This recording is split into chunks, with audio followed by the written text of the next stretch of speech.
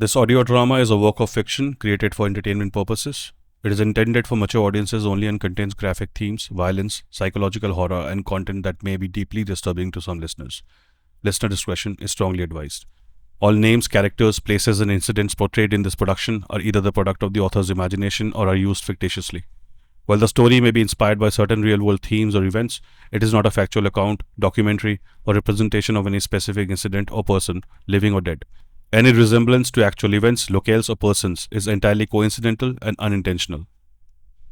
The beliefs, rituals, and actions depicted within this narrative are for storytelling purposes only and are not endorsed by the author, producers, or any affiliated parties.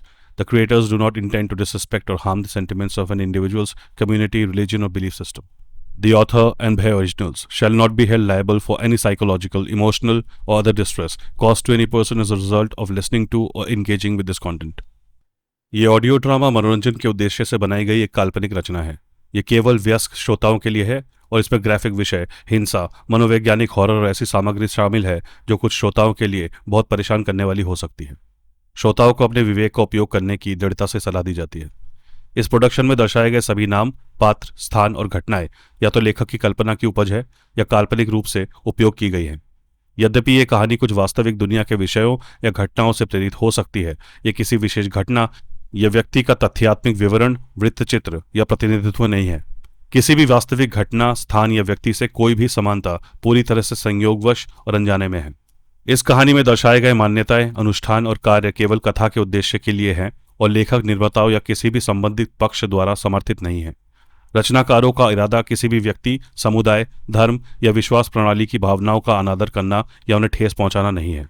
इस कहानी को सुनने या उससे जुड़ने के परिणाम स्वरूप किसी भी व्यक्ति को होने वाले किसी भी मनोवैज्ञानिक, भावनात्मक या अन्य प्रकार के कष्ट के लिए लेखक और भय ओरिजिनल्स उत्तरदायी नहीं होंगे। 3 दिन हो चुके थे।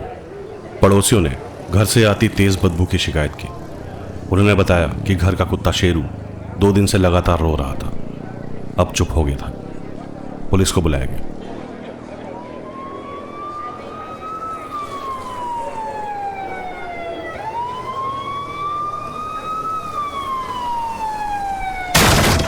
इंस्पेक्टर सिंह एक अनुभवी पुलिस वाले थे। उन्होंने अपने करियर में बहुत कुछ देखा था, लेकिन इस घर के दरवाजे को तोड़ते ही जो गंध उनके नथुनों से टकराई, उसके लिए वो तैयार नहीं थे। वो मिठास में लिपटी सड़न की गंध थी, एक ऐसी महक जो मौत के बाद आती है। लेकिन इसमें कुछ और भी था, कुछ अनजान, कुछ गलत।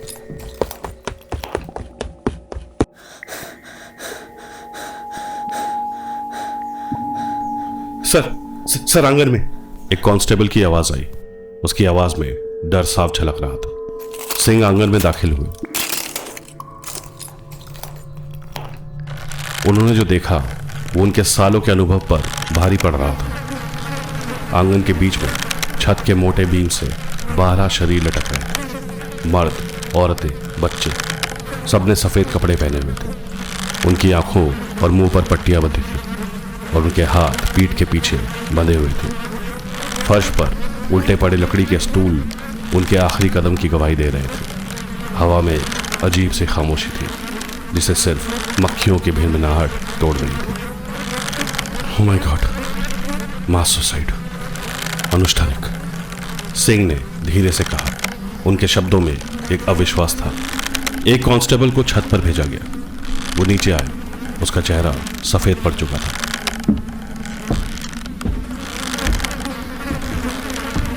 सर वो कुत्ता मर गया, लेकिन उसके शरीर पर कोई निशान नहीं है। बस उसकी आंखें ऐसे फटी हुई हैं जैसे उसने डर से ही दम तोड़ दिया।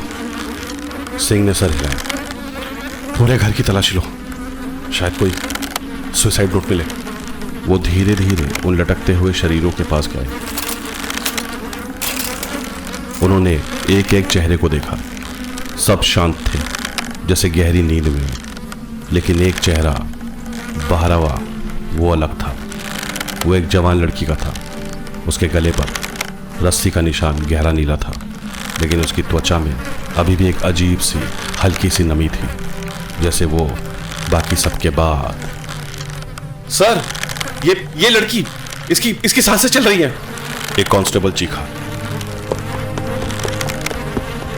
सिंह दौड़कर उसके पास गए। वो सच था, बहुत धीमी, लगभग ना के बराबर, लेकिन उसकी छाती हिल रही थी। नीचे उतार इसको, जल्दी, एम्बुलेंस का फोन करो अभी।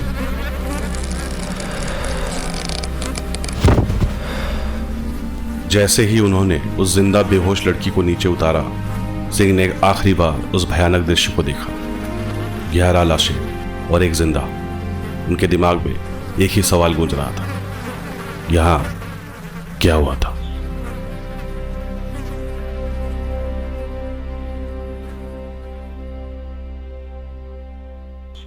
सन 1971 था। घर की हवा में जंग और सड़ते हुए गेंदे के फूलों की महक घुली हुई थी। देवेंद्र 10 बरस का था, इतना छोटा कि घर के उस भारी सांगवान के दीवान के पीछे छिप सके जहां सर्दियों की रजाइयां रखी जाती थी। उसे यहां नहीं होना चाहिए था। उसकी मां ने उसे एक गिलास दूध और एक ऐसी तीखी नजर के साथ कमरे में भेजा था जो नाफरमानी का अंजाम साफ दिखाते थे। लेकिन एक आवाज उसे बाहर खींच लाई थी। कोई तेज आवाज नहीं, बल्कि एक धीमी गूंजती हुई कंपन जो उसके दांतों में महसूस होती थी और पेट में रखे दूध को एक ठंडे पत्थर जैसा बना रही थी। उसने दीवान के बाजू पर बनी नक्काशी के बीच से झांका। बड़ा कमरा एक लौते नंगे बल्ब से रोशन था, जिसकी वजह से लंबी नाचती हुई परछाइयां बन रही थी। उसके दादा एक चारपाई पर लेटे थे। सफेद चादर के नीचे उनका शरीर सिकुड़ कर रह गया था।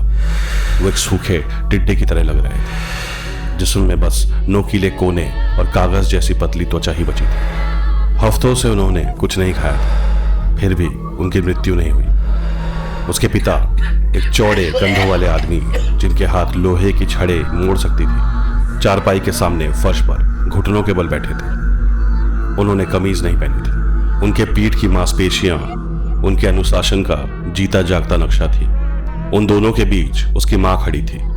वो रो नहीं रही थी। उसका चेहरा, जो आमतौर पर भावनाओं से भरा रहता था, पत्थर की तराशी हुई किसी शांत मूर्ति की तरह भावहीन था।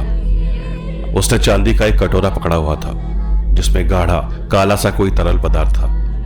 उसने अपनी उंगलियां कटोरे में डुबोई और अपने पति के होठों पर और फिर अपने ससुर के होठों पर उस तरल का लेप लगाया। कमरे में वो कंपन और तेज हो गई, जैसे वो चारपाई पर लेटे हुए उस बुढ़े आदमी के अंदर से आ रही हो। देवेंद्र ने अपने कान पर हाथ रख लिए, लेकिन अब वो आवाज उसकी हड्डियों के अंदर पहुंच चुकी थी। उसके पिता ने एक गहरी कांपती हुई सांस ली और अपना सर पीछे झुका लिया। उनका मुंह एक खामोश जम्हाई में खुल गया।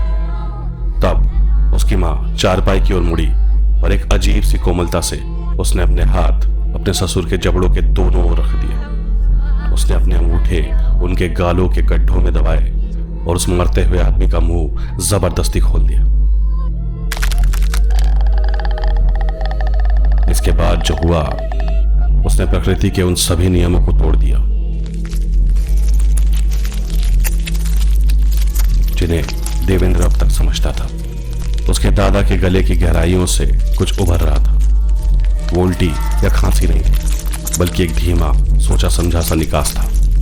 मांस का एक लंबा काला फीता जो किसी पुराने कीड़े की गीली निचली त्वचा की तरह चिकना और टुकड़ों में बनता हुआ था, उस बूढ़े आदमी के मुंह से धीरे धीरे खुलने लगा।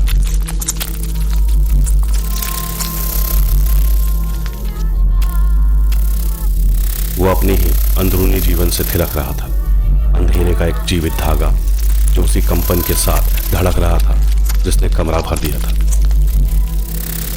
जैसे जैसे वो चीज ऊपर उठती गई, उसके दादा का शरीर हवा निकलते गुब्बारे की तरह पिचकता गया। जीवन की आखिरी चिंगारी बुझ गई जैसे ही उस चीज ने उन्हें छोड़ा।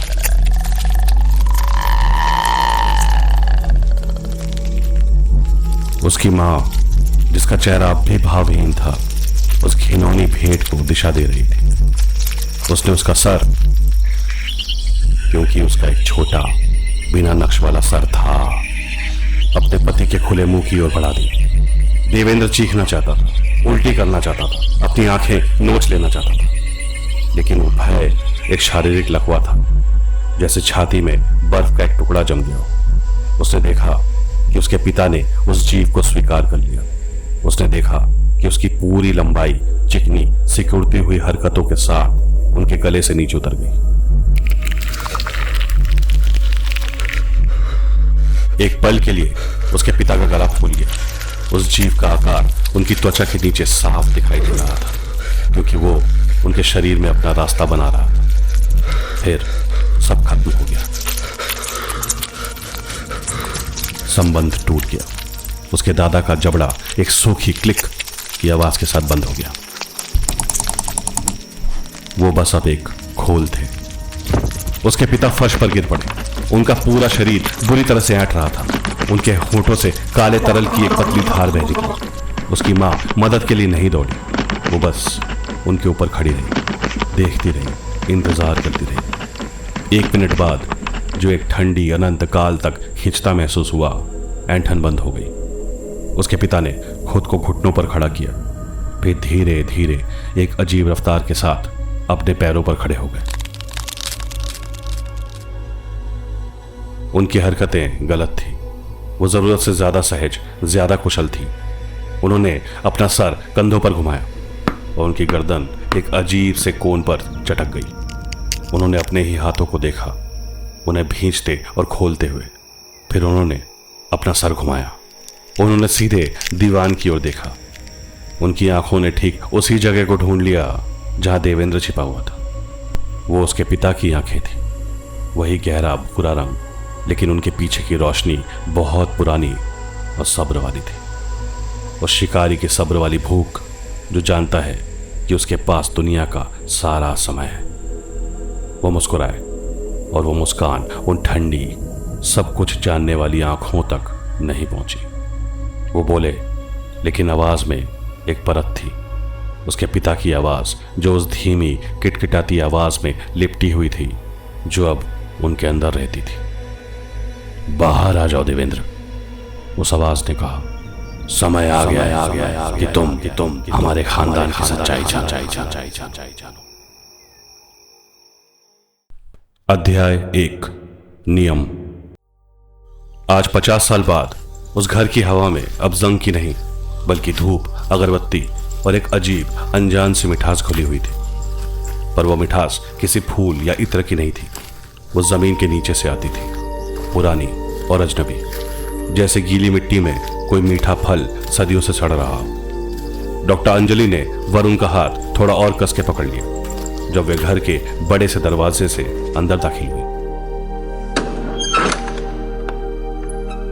ये घर वरुण के बचपन का घर था। अंजलि के लिए एक अनजान किला था। वरुण के कहने पर वो इस हफ्ते उसके परिवार के साथ रहने आई थी। घर की शांति अजीब थी। वो शहरी शोर शराबे से दूर वाली शांति नहीं थी। ये एक दबे हुए, जैसे सांस रोके हुए सन्नाटे की शांति थी। रात के खाने पर यह खामोशी सबसे ज्यादा चुभती थी। डाइनिंग टेबल पर सब मौजूद थे। वरुण का बड़ा भाई हरीश, उसकी पत्नी सुनीता, उनके 2 बच्चे काव्या और रोहन, और उनकी माँ, जिनको सब माँ जी कहते थे। खाना परोसा जा रहा था। अंजलि ने जैसे ही पहला निवाला लेने के लिए हाथ बढ़ाया, हरीश की सपाट आवाज ने उसे रोक दिया। रुको। सब रुक गए। हरीश ने अपनी आंखें बंद की और कहा, पापा का आज का संदेश है। उन्होंने कहा है कल से भोजन में नमक का इस्तेमाल बंद कर दो।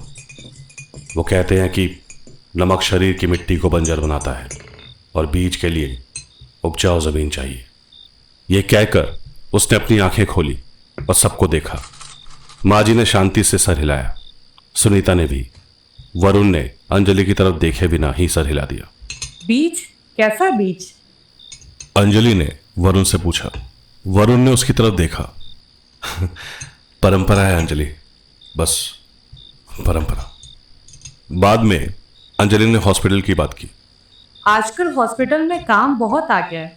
वायरल अजीब तरह से फैल रहा है। हॉस्पिटल में मरीज बहुत आने लगे। इस बार हरीश ने नजर उठाई। बीमारी उन्हें ही पकड़ती है जिनका शरीर अशुद्ध होता है, उसने कहा। पर सबसे अजीब थे घर के मुखिया देवेंद्र जी। वो घर के अदृश्य सरताज थे।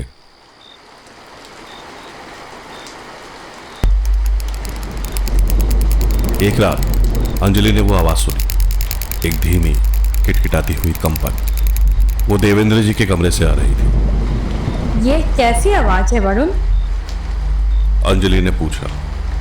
अरे कुछ नहीं है, ध्यान मत दो, आदत हो जाएगी, वरुण ने किताब से नजर हटाए बिना कहा। अंजलि के लिए चिंता का विषय उनका भोजन था। वो एक खास तरह का पिसा हुआ अनाज खाते थे जिसे रात भर भिगोकर कच्चा ही खाया जाता था। एक दिन उसने रसोई में पूछा, माँ जी, इसमें क्या क्या मिलाते हैं आप? ये हमारी परंपरा है बेटी, शरीर शुद्ध होता है इससे। माँ जी ने बिना उसकी तरफ देखे कहा, लेकिन अंजलि को उनके शरीर में शुद्धता नहीं बल्कि एक अजीब सा रोगाणुग्रस्त पीलाहट दिख रही थी। और फिर उस दिन आंगन में वो घटना हुई। अंजलि ने एक दिन काव्या को अपनी कलाई खुजलाते हुए देखा। काव्या ने अपना हाथ छुपा लिया, लेकिन अंजलि ने एक पल के लिए देख लिया था। काव्या की नाजुक कलाई पर उसकी पतली त्वचा के नीचे कुछ हिल रहा था। इससे पहले कि वो कुछ कह पाती, माँ जी वहां आ गई। अच्छे हैं, खेलते हुए कीड़े मकोड़ों से डर जाते हैं। तुम जाओ अपने रूम में, यहाँ सब ठीक है। वो काव्या को लेकर घर के अंदर चली गई। अध्याय 2, जांच। रात के अंधेरे में अंजलि ने वरुण से इस बारे में बात करने की कोशिश की। धीरे बोलो, मां को पता है वो क्या कर रही है। काव्या बिल्कुल ठीक है, प्लीज इस बात को यहीं खत्म कर दो। उस रात अंजलि सो नहीं पाई। उसने फैसला किया कि वो खुद इस मामले की जांच करेगी। हर रात की तरह उस रात भी खाने के बाद पूरा परिवार आंगन में इकट्ठा हुआ। हरीश ने सबको शांत किया। आज पापा का निर्देश है कि जागरण का संगीत अब और गहरा होना चाहिए। आवृत्ति को नीचे ले जाओ। हमें उस कंपन से जुड़ना है जो जमीन के नीचे से आती है। उन्हें जागृत करो।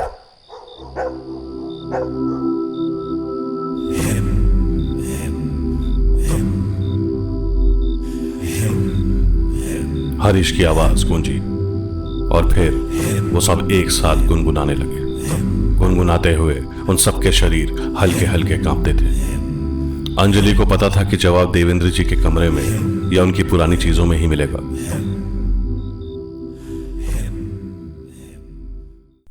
एक दिन दोपहर में जब देवेंद्र जी का कमरा शांत था, अंजलि हिम्मत करके ऊपर उस कमरे की तरफ गई जहां घर का पुराना सामान रखा था।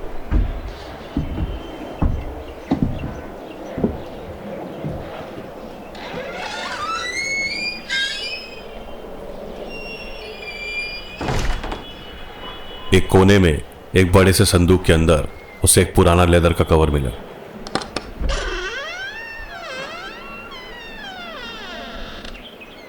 उसके अंदर एक विनाइल रिकॉर्ड था। रिकॉर्ड के बीच में लगे कागज पर हाथों से लिखा था, सहजीवी। उसने कांपते हाथों से रिकॉर्ड को प्लेयर पर रखा और सुई को धीरे से उसकी सतह पर टिका दिया।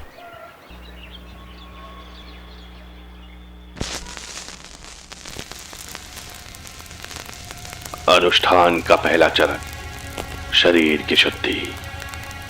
धरती का प्रसाद ग्रहण करो। ये सिर्फ अनाज नहीं, ये वो मिट्टी है जिसमें बीज बोया जाएगा। जागरण का संगीत, ये प्रार्थना नहीं, ये उस बीज को जागृत करने की आवृत्ति है। उस कंपन को महसूस करो। हर सदस्य एक पात्र है, एक खाली पात्र। 11 स्तंभ, 11 पात्र। जब सभी पात्र तैयार हो जाएंगे तब सहजीवी का विस्तार होगा। अंजलि ने रिकॉर्ड प्लेयर बंद कर दिया। उसे पूरी बात समझ नहीं आई, लेकिन इतना साफ था कि यह किसी भयानक चीज की तैयारी थी। तभी उसे सीढ़ियों पर कदमों की आवाज सुनाई दी। एक नहीं, 2 लोगों की। एक भारी नपातुला कदम और एक धीमी घिसटती हुई आवाज। बस थोड़ा और पापा, हम पहुंच गए। हरीश की आवाज आई और फिर एक और आवाज आई, कमजोर फुफकार जैसी। समय हो गया है। वो देवेंद्र जी थे। अंजलि ने तेजी से विनाइल रिकॉर्ड को उसके कवर में डाला, उसे अपने बैग में ठूसा और चुपचाप दरवाजे की तरफ बढ़ी। हरीश ने अंजलि को स्टोर रूम से निकलते हुए देखा और उसने कोई प्रतिक्रिया नहीं दी। अंजलि को लगा शायद किसी ने उसे देखा नहीं और वो चुपके से अपने कमरे में वापस आ गई। लेकिन उसके बच निकलने का सुकून जल्दी ही एक नए डर में बदल गया।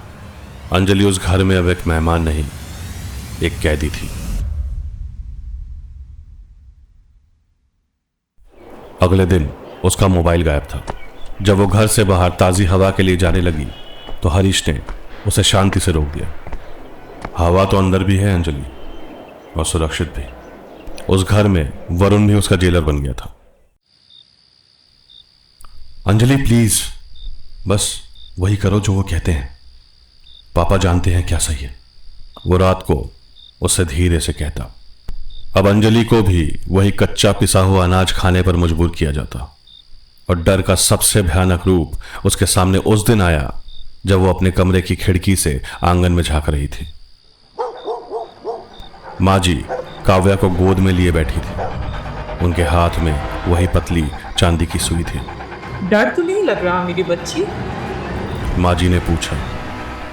काव्या ने शांति से ना में सर हिलाया। नहीं दादी माँ, मैं तो पात्र हूँ। माँ जी ने सुई को उसकी कलाई में चुभो दिया और उस रेंगते हुए लार्वा को बाहर निकाला। वो हवा में अजीब तरह से ऐंठ रहा था। देखो काव्या, तुम्हारा छोटा भाई, पर अभी इसका समय नहीं आया है। और फिर माँ जी ने उस जीव को अपने मुंह में रख लिया और उसे निगल गई। अंजलि ने अपने मुंह पर हाथ रख लिया ताकि उसकी चीख न निकल जाए। उसने अपने पेट में वही कच्चा अनाज, वो धरती का प्रसाद, जैसे उबलता हुआ महसूस हुआ। उस रात के बाद अंजलि की नींद पूरी तरह से उड़ चुकी थी। उसे पता था कि उसे देवेंद्र जी को देखना होगा।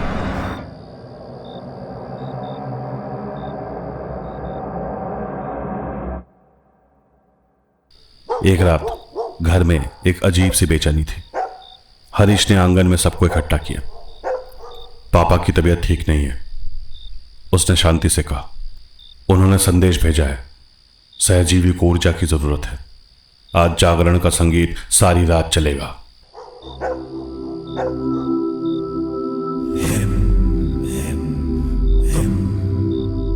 आधी रात के करीब जब पूरा घर आंगन में गुनगुनाने में खोया था, वो चुपके से अपने कमरे से निकली और ऊपर चढ़ी।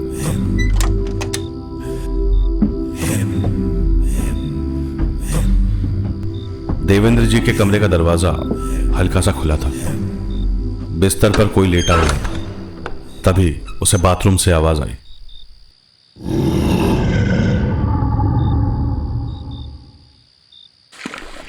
अगर वो बिस्तर पर हैं तो बाथरूम में कौन है? वो बिस्तर के पास गई और एक झटके में चादर खींच ली। बिस्तर पर देवेंद्र जी का शरीर था, लेकिन वो जिंदा नहीं लग रहे थे।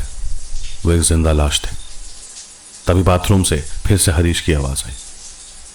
बस थोड़ा और, सब तैयार है। अंजलि डरते डरते बाथरूम के दरवाजे की तरफ बढ़ी। उसने दरार से अंदर झांका। बाथरूम के फर्श पर एक बड़े से पीतल के बर्तन में एक अजीब अनजान सी चीज पड़ी थी। वो जिंदा थी। वो एक बड़े काले बहुत सारे पैरों वाले कान खजूरे जैसी दिखती थी, जो धीरे धीरे एक लय में स्पंदित हो रही थी। उसके अंदर से एक हल्की नीली रोशनी निकल रही थी। हरीश घुटनों के बल उसके सामने बैठा था, गीले कपड़े से उस जीव के सख्त काले कवच को साफ कर रहा था। अनुष्ठान अब पूरा होने ही वाला है, हरीश ने उस जीव से कहा। तभी उस जीव ने अपना सर उठाया।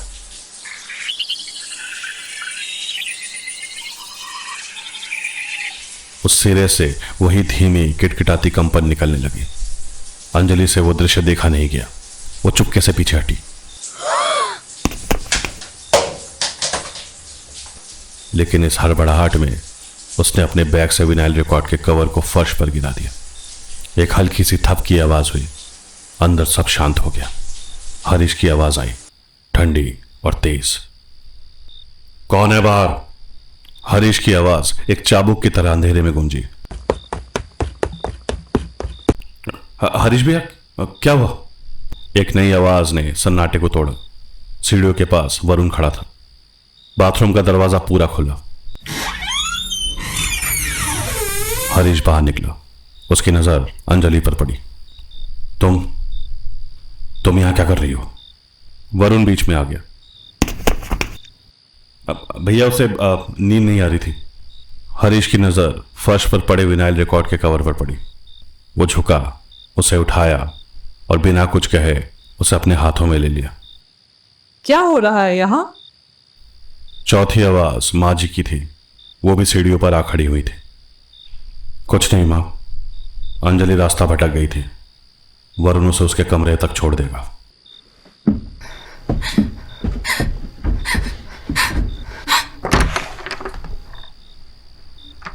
कमरे में आकर वरुण ने दरवाजा बंद कर दिया।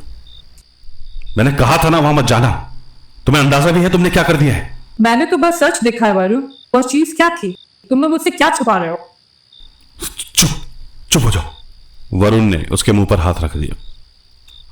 अब उन्हें सब पता चल गया है। वरुण ने उसकी आंखों में देखा। तो क्या क्या करेंगे वो मेरे साथ? वो तुम्हें पात्र बनाएंगे।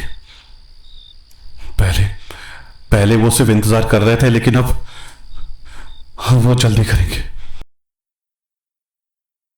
उस रात अपने कमरे में बंद अंजलि को एहसास हुआ कि उसकी कैद अब और भी सख्त हो गई थी।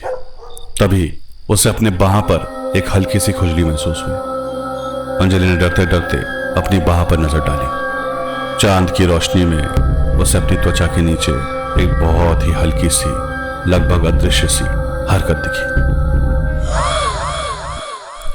अध्याय 3, अंकुर। वो खुजली एक आग की तरह थी। अंजलि ने अपने नाखूनों से अपनी बाह को इतना खुरच लिया कि पतली पतली लाल लकीरें बन गई, लेकिन उसे आराम नहीं मिला। यह खुजली त्वचा पर नहीं थी, यह अंदर थी। उसका कमरा अब सच में एक जेल था। रात को दरवाजे पर बाहर से कुंडी लगा दी जाती। हरीश उससे मिलने आता और शांति से एक गुरु की तरह उसे समझाने की कोशिश करता। तुम बेवजह डर रही हो अंजलि, यह स्वाभाविक है। एक शाम उसने कहा, नहीं, यह विरासत है। तुम्हारा शरीर भी इस उपहार को पाने के लिए चुना गया है। यह डर, यह अशुद्धि है। पापा ने कहा है, जब बीज अंकुरित होता है तो मिट्टी में थोड़ी खुजली होती है।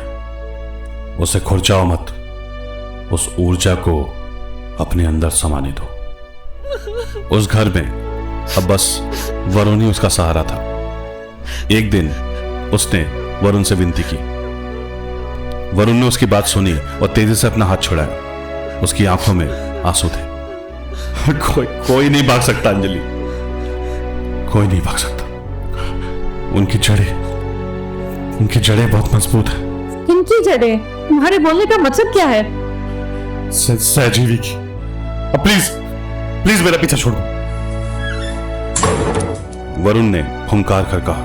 यह सुनकर अंजलि की आखिरी उम्मीद भी टूट गई। उसने वहां से खुद भागने का फैसला किया।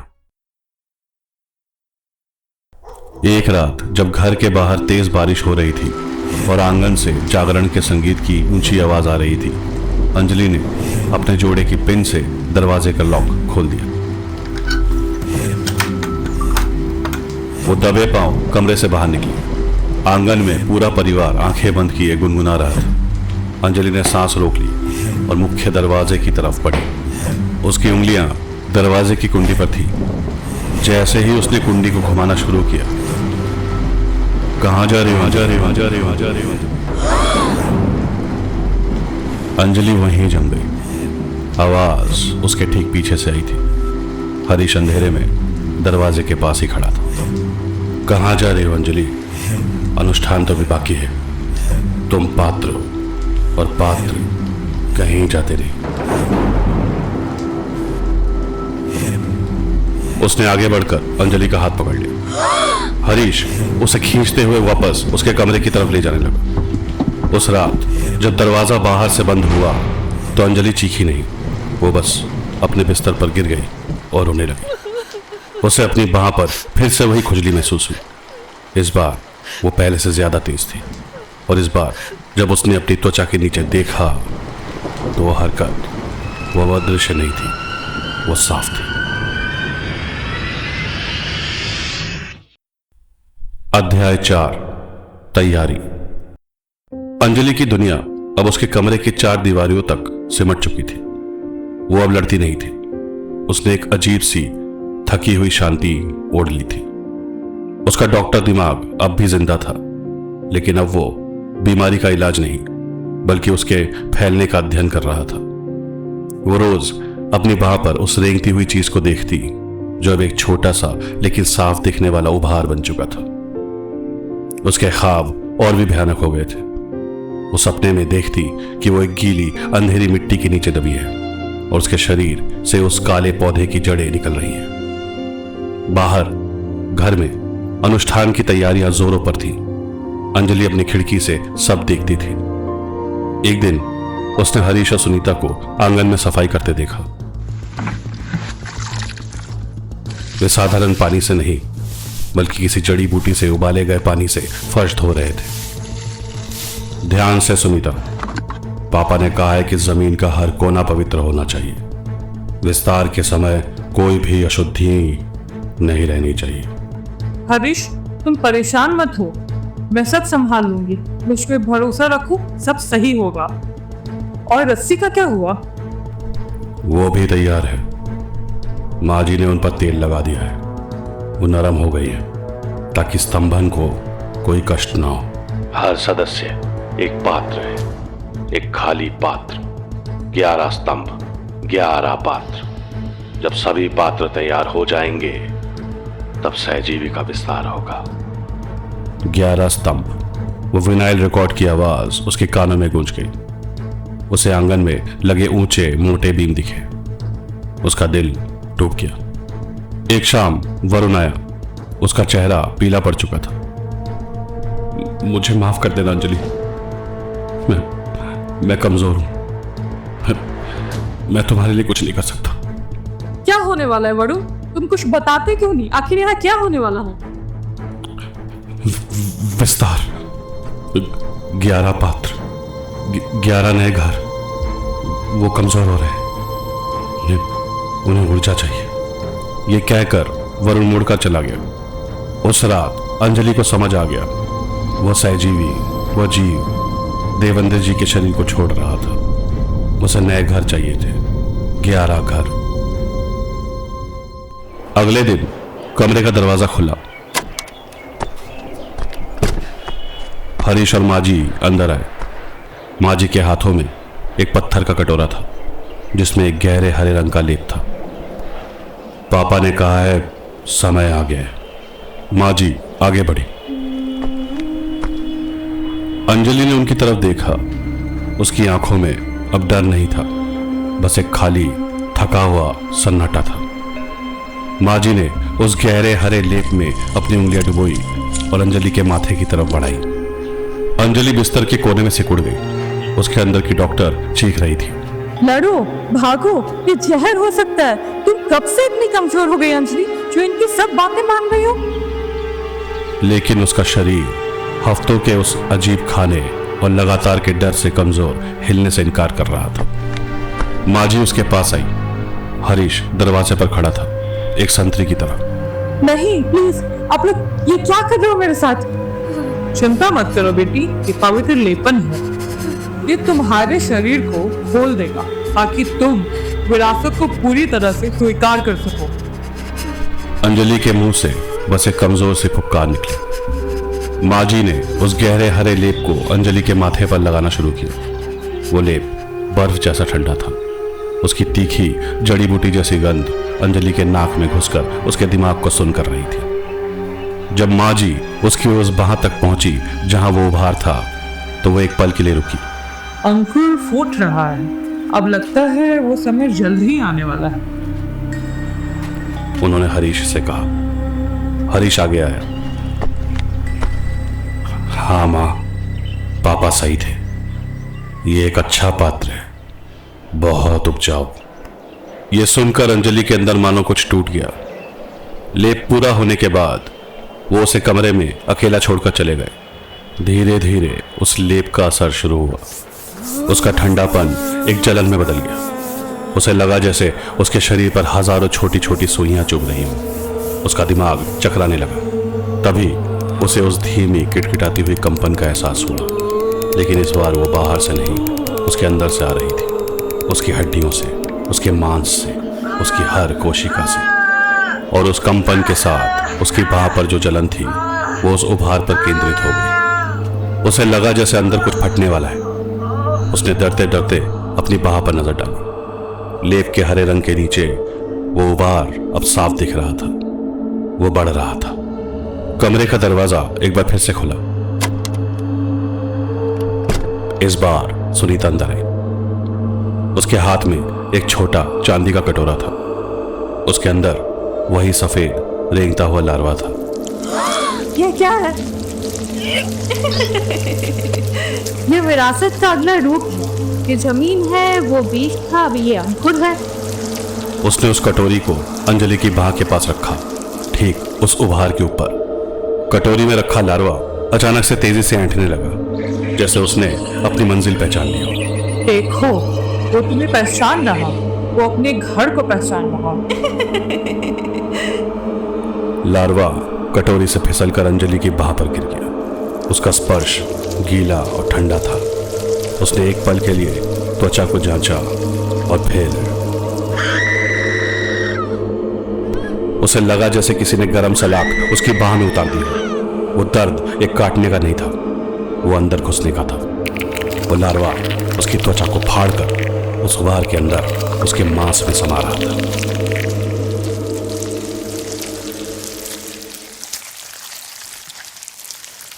अध्याय 5 विस्तार। अंजलि की चीख कमरे की दीवारों से टकराकर मर गई। बाहर से कोई उसे बचाने नहीं आया।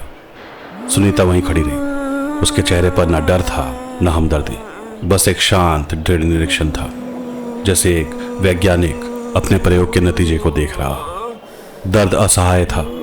अंजलि को लगा जैसे उसकी बांह अंदर से फट जाएगी। वो अपने दूसरे हाथ से उस रेंगते हुए जीव को नोचकर फेंकना चाहती थी, लेकिन उसके शरीर ने काम करना बंद कर दिया था। वो लेप, वो पवित्र लेपन, उसने उसके शरीर को स्थिर कर दिया था। वो बस बिस्तर पर पड़ी अपनी आंखों से उस भयानक दृश्य को देखते हुए उस अत्याचार को सहती रही। उसे अपनी त्वचा के नीचे उस जीव की हरकत महसूस हो रही थी। वो रेंग रहा था, अपना रास्ता बना रहा था, उसके मांस और नसों के बीच से गुजरता हुआ। हर एक पल दर्द कम हो रहा था और उसकी जगह एक अजीब सी ठंडी सूनापन ले रही थी। शांत हो जाओ अंजलि, इसमें इतना डरने की क्या बात है? दर्द तो होगा ही, नया जीवन जो जन्म ले रहा है। अंजलि ने सुनीता की तरफ देखा। उसके चेहरे पर अब भी वही शांत मुस्कान थी। तुम लोग जानवर हो, तुम्हें क्या लगता है ये सब करके तुम लोग बच जाओगे? जानवर नहीं अंजलि, हम तो बस जमीन है, मिट्टी, जिसमें विरासत का बीज पनपता है। अब तुम भी इन सब का हिस्सा बनने वाली। धीरे धीरे दर्द पूरी तरह से खत्म हो गया।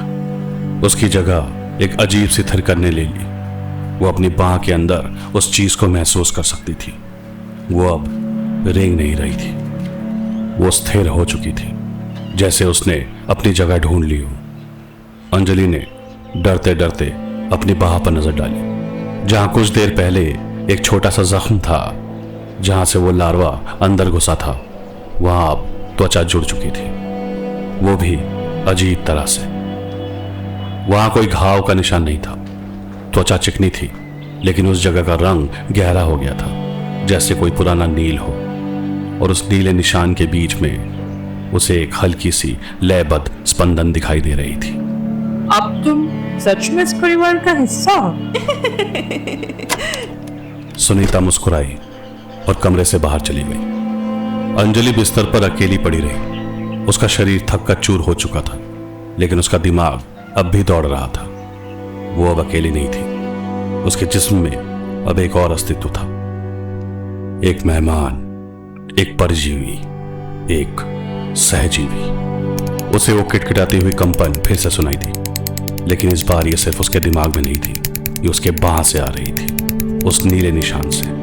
और इस बार उस कंपन में उसे कुछ समझ आया। वो कोई भाषा नहीं थी, वो शब्द नहीं थे, वो एक एहसास था, एक भूख का एहसास, एक ऐसी भूख जो उसकी नहीं थी लेकिन अब उसके जिस्म का हिस्सा थी। अगले दिन जब माँ जी उसके लिए खाना लाई तो अंजलि ने विरोध नहीं किया। उसने चुपचाप थाली ले ली। उसने उस बेस्वाद मिट्टी जैसे अनाज को देखा। आज उसे उससे घिन नहीं आ रही थी, बल्कि उसे एक अजीब सा आकर्षण महसूस हो रहा था। उसके अंदर से, उसकी बाह से एक हल्की सी लालसा उठी। उसने पहला निवाला मुंह में रखा। आज उसका स्वाद उसे बुरा नहीं लगा, बल्कि उसे लगा जैसे उसके शरीर को इसी चीज की जरूरत थी। जैसे यह खाना उसके लिए नहीं, बल्कि उसके अंदर पल रहे उस नए जीवन के लिए था। वो खाती गई, और जैसे जैसे वो खाती गई, उसकी बाह में हो रही वो थिरकन और तेज होती गई, जैसे कोई खुशी से, संतुष्टि से गुनगुना रहा हो। अंजलि ने थाली खाली कर दी। उसने अपनी आंखें बंद की। उसके अंदर का डॉक्टर मर चुका था। अब बस एक पात्र था, एक खाली पात्र जो धीरे धीरे भरा जा रहा था। अंजलि के लिए अब दिन और रात का फर्क मिट चुका था। उसका कमरा उसकी दुनिया थी, और उसकी दुनिया के अंदर एक और दुनिया पनप रही थी। वो अब आईने में अपना खुद का चेहरा नहीं देखती थी। उसे अपना चेहरा अनजान लगता था। उसकी आंखों में अब डर नहीं, बल्कि वही खाली इंतजार करने वाला भाव था जो उसने परिवार के बाकी सदस्यों में देखा था। वो अब लड़ती नहीं थी, वो खाती थी, वो सोती थी, और वो सुनती थी। वो सुनती थी उस कंपन को जो अब उसके खून में दौड़ती थी। वो सुनती थी उस भूख को जो उसके अंदर से उठती थी, और वो सुनती थी हरीश को जो अब रोज उसके कमरे में आता उस अनुष्ठान के अंतिम चरण के लिए तैयार करने। एक शाम हरीश उसके कमरे में आया। आज चांद पूरा होगा, पापा ने अंतिम संदेश भेजा है। उन्होंने कहा है आज रात हम स्तंभ बनेंगे, हम इस जमीन से ऊपर उठेंगे ताकि सहजीवी को वृक्ष की तरह फैलने का अवसर मिले। ये मौत नहीं, विस्तार है। उसी रात वरुण आखिरी बार उसके कमरे में आया। वो दौड़ता हुआ आया और अंजलि के पैरों पर गिर गया। वो रो रहा था। मुझे माफ कर दो अंजलि, तुम भाग जाओ प्लीज, अभी भी समय है। मैं उन्हें रखूंगा। अंजलि ने धीरे से नीचे वरुण की तरफ देखा। उसने अपना हाथ उठाया और वरुण के सर पर रखा। उसका स्पर्श ठंडा था। कहाँ भागू वरुण, मैं तो अब यही हूँ। अब मुझे यहाँ से कहीं नहीं जाना, अब मुझे यहीं रहना है। वरुण ने उसकी आंखों में देखा और उसकी रूह कांप गई। वो अंजलि की आंखें नहीं थी। वो समझ गया अंजलि जा चुकी थी। अब सिर्फ एक पात्र बचा था। वो रोता हुआ कमरे से बाहर भाग गया।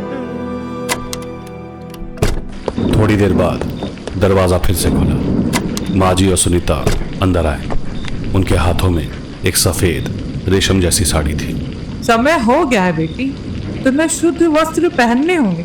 अब तुम पूरी तरह से हमारे परिवार का हिस्सा बनने वाली हो। अंजलि ने विरोध नहीं किया। वो उठी और उन्होंने उसे वो साड़ी पहनाई। फिर वो उसे कमरे से बाहर ले गए। घर में एक अजीब सी अनुष्ठानिक खामोशी थी। आंगन में छत के मोटे बीम से 11 रस्सियां लटक रही थी। हर रस्सी के नीचे जमीन पर चावल के आटे से एक अजीब सा गोल चिन्ह बना हुआ था, और उसके पास एक छोटा सा लकड़ी का स्टूल रखा था। पूरा परिवार वहां मौजूद था। सबने सफेद कपड़े पहने हुए थे। उनके चेहरे पर न डर था न दुख, बस एक अटल शांत प्रतीक्षा थी। काव्या और रोहन भी शांत खड़े थे। वहीं जमीन पर अंजलि के लिए भी एक रस्सी रखी हुई थी, 12वीं रस्सी। तभी ऊपर छत से एक बेचैन भौंकने और रोने जैसी आवाज आने लगी। वो उनका पालतू कुत्ता शेरू था, जिसे अनुष्ठान से पहले छत पर बांध दिया गया था। वो शायद नीचे हो रहे इस भयानक दृश्य को देख सकता था, और उसकी आत्मा इस पागलपन को रोकने के लिए चीख रही थी। हरीश ने उस आवाज को अनदेखा किया। उसने आंगन के बीच में रखे एक छोटे से हवन कुंड में आग लगाई। उससे वही तीखी जड़ी बूटी वाली महक उठने लगी। स्तंभों को पूरा करना होगा। पापा ने कहा है जिन्होंने पहले कोशिश की उनकी ऊर्जा भी इस बार विस्तार में शामिल होगी। कोई भी पात्र व्यर्थ नहीं जाएगा। हरीश और माजी बेसमेंट की तरफ बढ़े। अंजलि ने देखा कि आंगन के कोने में एक भारी लकड़ी का दरवाजा था जिसे उसने पहले कभी नहीं देखा था। हरीश ने उसे खोला। अंदर से सीलन, धूल और फॉर्मेल्डिहाइड की एक अजीब सी गंध आई। एक एक करके वो 4 शरीरों को बाहर लाए। वो पुराने थे। उनकी त्वचा सख्त और मोम जैसी पीली पड़ चुकी थी। उन्होंने पुराने जमाने के सफ़ेद कपड़े पहने हुए थे जो अब मैले हो चुके थे। उनके जिस्म कठोर थे, जैसे भयानक मैनेक्विन हो। वो इस परिवार के असफल पात्र थे, पिछली पीढ़ियों के अधूरे अनुष्ठान। हरीश और माजी ने उन 4 शरीरों को बाकी की 4 रस्सियों के नीचे खड़ा कर दिया। अब आंगन में 12 स्तंभ थे, 8 जिंदा और 4 मृत।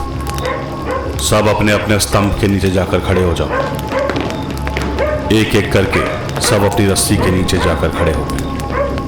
पापा ने कहा है विस्तार के लिए आंखों का बंद होना जरूरी है। ये कहकर हरीश ने एक काले कपड़े की पट्टी उठाई। उसने सबसे पहले काव्या रोहन की आंखों पर पट्टी बांधी, फिर एक एक करके सबकी आंखों पर। अंजलि ने विरोध नहीं किया। अंधेरा छा गया। हाथ पीछे, हरीश की आवाज आई। उसने एक एक करके सबके हाथ उनके पीठ के पीछे एक रेशम की डोरी से बांध दिए। मुंह पर वस्त्र, उसने अगला आदेश दिया। सुनीता ने सबके मुंह पर एक सफेद कपड़ा बांध दिया ताकि कोई आवाज न निकल सके। ऊपर से शेरू का रोना और भौंकना और तेज हो गया था। अब अपने अपने स्टूल पर चढ़ जाओ। अंजलि को वरुण ने सहारा देकर स्टूल पर चढ़ाया। उसके पैर कांप रहे थे, लेकिन उसके दिमाग में एक अजीब सी शांति थी। अंधेरे में बस हवन कुंड की आग की परछाई और ऊपर से आती शेरू की बेचैन आवाज का एहसास था। अंजलि को अपने गले के पास हरीश की सांसों की गर्माहट महसूस हुई। वो एक एक करके सबके गले में फंदा डाल रहा था।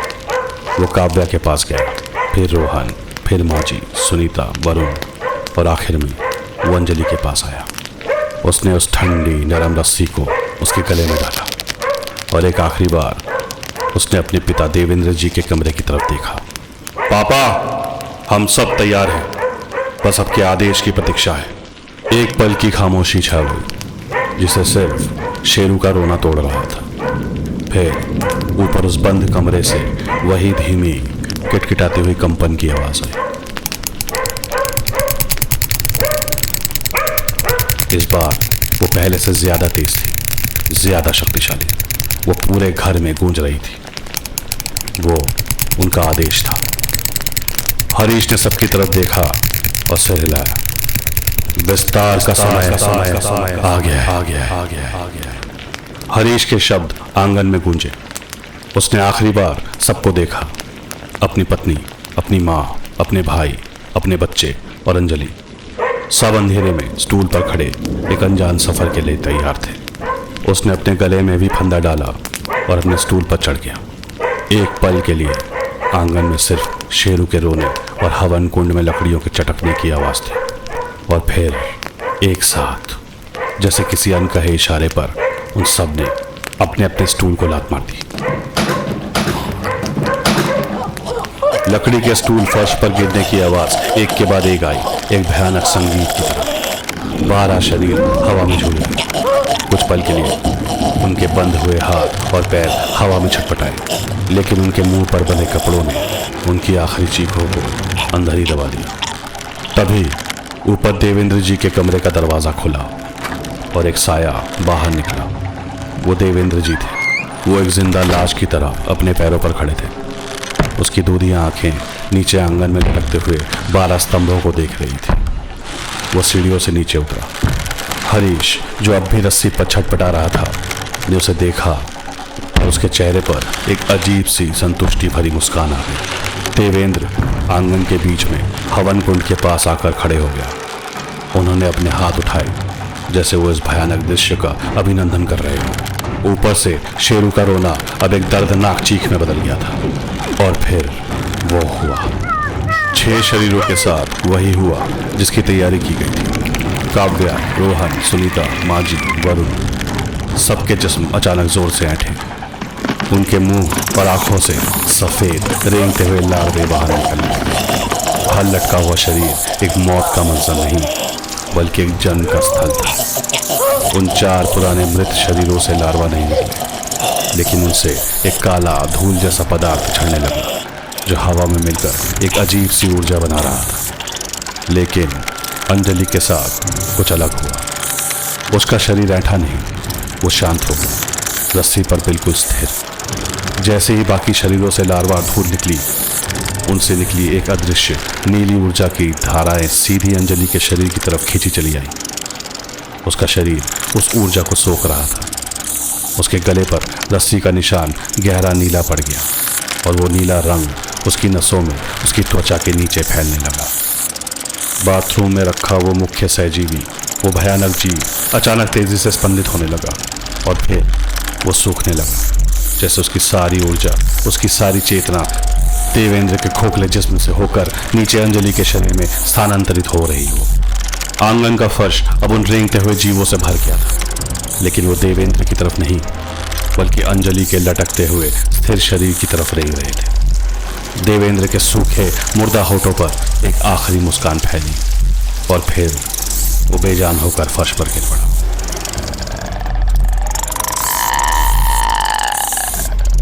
उसका काम पूरा हो चुका था। ऊपर छत पर शेरू ने आखिरी बार एक दर्दनाक आवाज निकाली और फिर वो भी शांत हो गया। आंगन में अब सिर्फ वो किटकिटाती हुई कंपन थी।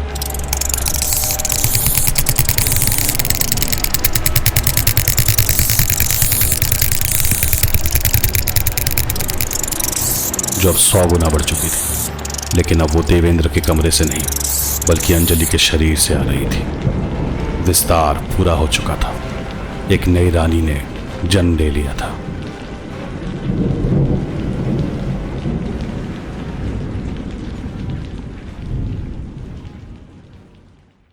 तीन दिन हो चुके थे।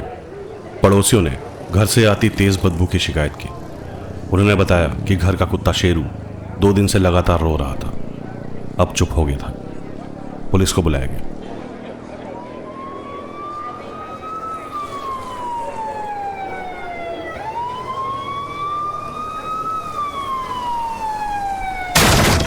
इंस्पेक्टर सिंह एक अनुभवी पुलिस वाले थे। उन्होंने अपने करियर में बहुत कुछ देखा था, लेकिन इस घर के दरवाजे को तोड़ते ही जो गंध उनके नथुनों से टकराई, उसके लिए वो तैयार नहीं थे। वो मिठास में लिपटी सड़न की गंध थी, एक ऐसी महक जो मौत के बाद आती है।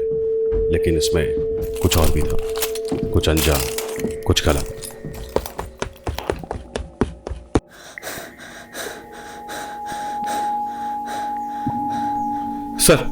सर आंगन में, एक कांस्टेबल की आवाज आई। उसकी आवाज में डर साफ झलक रहा था। सिंह आंगन में दाखिल हुए। उन्होंने जो देखा वो उनके सालों के अनुभव पर भारी पड़ रहा था। आंगन के बीच में छत के मोटे बीम से 12 शरीर लटक रहे थे। मर्द, औरतें, बच्चे, सबने सफेद कपड़े पहने हुए थे। उनकी आंखों और मुंह पर पट्टियां बंधी थी और उनके हाथ पीठ के पीछे बंधे हुए थे। फर्श पर उल्टे पड़े लकड़ी के स्टूल उनके आखिरी कदम की गवाही दे रहे थे। हवा में अजीब सी खामोशी थी जिसे सिर्फ मक्खियों की भिनभिनाहट तोड़ रही थी। Oh my God, mass suicide, अनुष्ठानिक, सिंह ने धीरे से कहा। उनके शब्दों में एक अविश्वास था। एक कांस्टेबल को छत पर भेजा गया। वो नीचे आया। उसका चेहरा सफेद पड़ चुका था।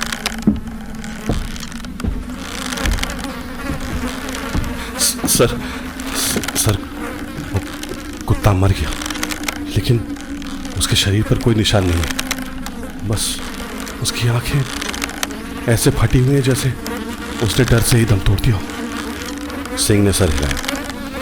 पूरे घर की तलाशी लो, शायद सुसाइड नोट मिले। वो धीरे धीरे उन लटकते हुए शरीरों के पास गए। उन्होंने एक एक चेहरे को देखा। सब शांत थे, जैसे गहरी नींद में। लेकिन एक चेहरा, 12वां, वो अलग था। वो एक जवान लड़की का था। उसके गले पर रस्सी का निशान गहरा नीला था, लेकिन उसकी त्वचा में अभी भी एक अजीब सी हल्की सी नमी थी, जैसे वो बाकी सबके बाद। सर, ये लड़की, इसकी सांसें चल रही हैं। एक कांस्टेबल चीखा। सिंह दौड़कर उसके पास गए। वो सच था, बहुत धीमी, लगभग ना के बराबर, लेकिन उसकी छाती हिल रही थी। नीचे उतार उसको, जल्दी। एम्बुलेंस का फोन करो, अभी। उन्होंने उसे नीचे उतारा।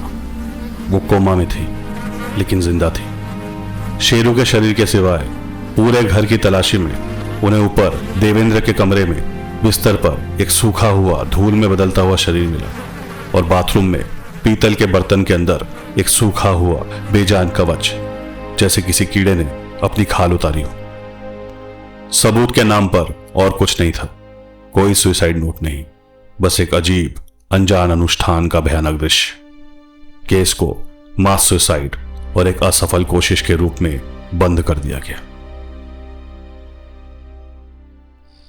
6 महीने बाद इंस्पेक्टर सिंह अपने घर पर थे, लेकिन घर अब उनका अपना नहीं लगता था। वो उस केस को भुला नहीं पा रहे थे। आंगन का वो दृश्य, लटकते हुए जिस्म, ये सब उनके दिमाग में बस गया था। उन्हें रात को नींद नहीं आती थी। हर जगह वो धीमी किटकिटाती हुई कंपन सुनाई देती थी। वो इसे स्ट्रेस समझ बैठे थे। एक रात उनकी पत्नी ने उन्हें स्टडी रूम में देखा। वो एक कागज पर वही गोल चिन्ह बना रहे थे जो उन्होंने उस आंगन के फर्श पर देखा था। ये आप क्या कर रहे हो? मैं कुछ दिनों से देख रही हूँ, आप दिन भर क्या सोचते रहते हैं? हाँ, कुछ नहीं, बस ऐसे ही केस के बारे में सोच रहा था। लेकिन ये झूठ था। वो सोच नहीं रहे थे, वो सुन रहे थे। उसी वक्त मीलों दूर एक साफ सुथरे सफेद कमरे में अंजलि एक कुर्सी पर बैठी थी। उसकी आंखें बंद थी। वो शांत थी, स्थिर थी। एक नर्स उसके पास आई।